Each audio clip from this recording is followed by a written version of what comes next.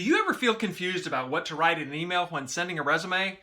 Well, if so, you're not alone. And in this lesson, you'll learn the 3 essential parts to the email body for sending a resume, plus 2 big magic keys that can increase your hireability from 25 all the way up to 45%.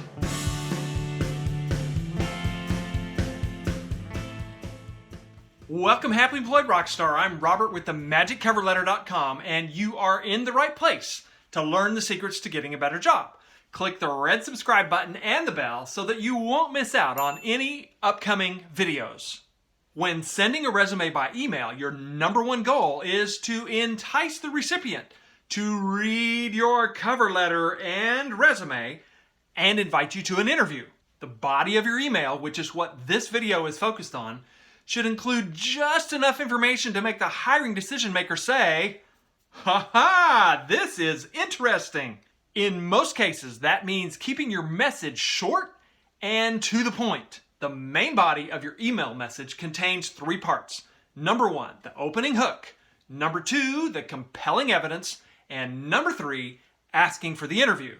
Let's look at each of these separately, and remember to keep watching to the end so that you can learn how to ask for an interview in an email. Plus, I'm going to share 2 big magic keys which can increase your hireability from 25 all the way up to 45%. The goal of your opening hook is to capture the reader's attention and draw them in to read the rest of your message. You can be really creative here, but I usually recommend being straightforward and direct. For example, here are the top 3 reasons to hire me as administrative assistant. I recommend including at least 2 reasons in your message, but probably not more than 3 because you want to keep your message short and punchy. Part 2 is the core of your resume email body, and this is a listing of the top 2 to 3 most compelling achievements showing evidence why you meet or exceed the requirements for the job. And it's okay to show off a little bit here. Toot your own horn. Ba-ba-ba-ba-ba. Let's continue with an example for the administrative assistant position. 16 plus years experience supporting my boss.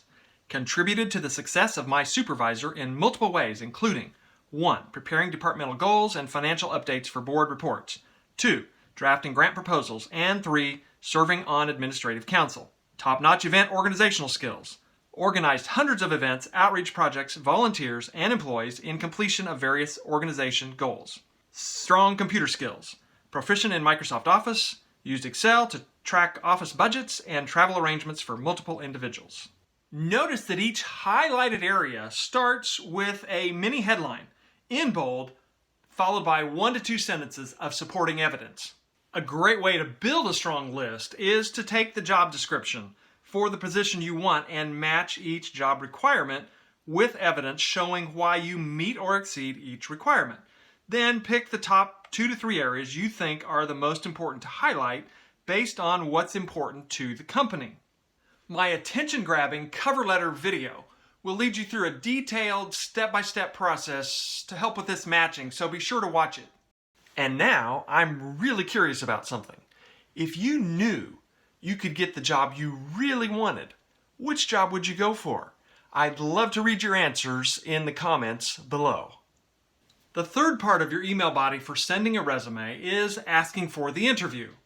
You really only need 2 sentences. For the first sentence, I recommend that you entice the reader to read your attached cover letter and resume by pointing out that there are many more good reasons to hire you than the 2 or 3 that you've listed just above. Continuing with the administrative assistant example, you can read 9 more good reasons I'm well qualified to support you in your role as vice president in my attached cover letter and resume. And then the second sentence simply asks for the interview in an indirect but very powerful way.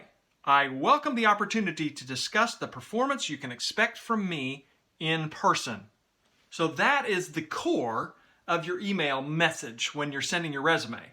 Now, obviously, the subject line, the greeting, and the closing are also important, and those are discussed in other videos, so be sure to check those out.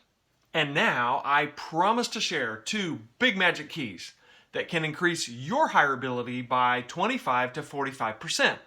Magic key number 1. Using industry buzzwords, including in this email, is a great way to increase your hireability by nearly 30%. The job description is an excellent place to look to find out which industry buzzwords are going to be most important to the company you're applying to. Magic key number 2. Emailing your resume on Monday morning before 10 a.m. can increase your hireability by as much as 45%. One more thing, I'm really excited to share my Magic Cover Letter Quick Start Guide, which will help you write this email as well as your cover letter. It's free and it includes templates for both the email and the cover letter. Simply go to themagiccoverletter.com/quickstart and download your copy right now. The link is also in the description. And until next time, unleash your big dreams by asking yourself this powerful question: what if it's possible now?